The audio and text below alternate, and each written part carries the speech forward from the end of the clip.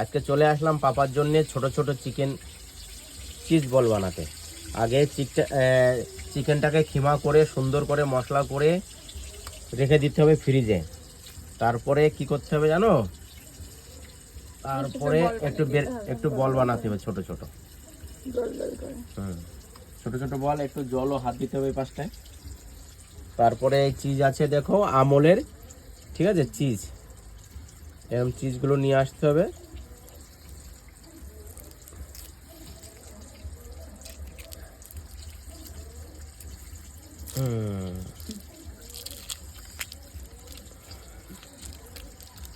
এই দেখো, আর এটাকে আমলের এরকম ডাইস চিজগুলো নিয়ে আসবা।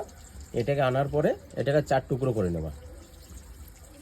এই দেখো 4 টুকরো হয়ে গেল।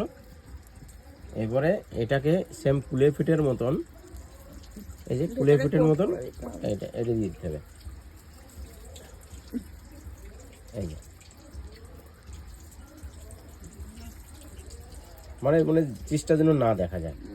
তারপরে হাতে নিয়ে ভালো করে একটু গোল করে নিয়ে এটাকে কি করবা, একটু আন্ডার ভিতরে ভালো করে মিলাবা। তারপরে কি আছে, এটা ময়দার ভিতরে মিলাবা, একটু উপরেরটা ভিতরে যেন তেলটা না গেলে চিজটা ফেটে যাবে।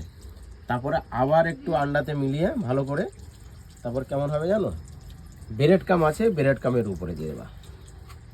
ব্রেড কামের উপরে দেওয়ার পরে তুমি যখন তেলে ছাড়বে এরকম হয়ে যাবে। দেখো গাইস,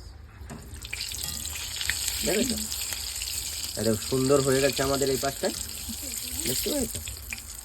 এই দেখো টান টানান কেমন হয়েছে, হ্যাঁ সুন্দর হবে, বিউটি।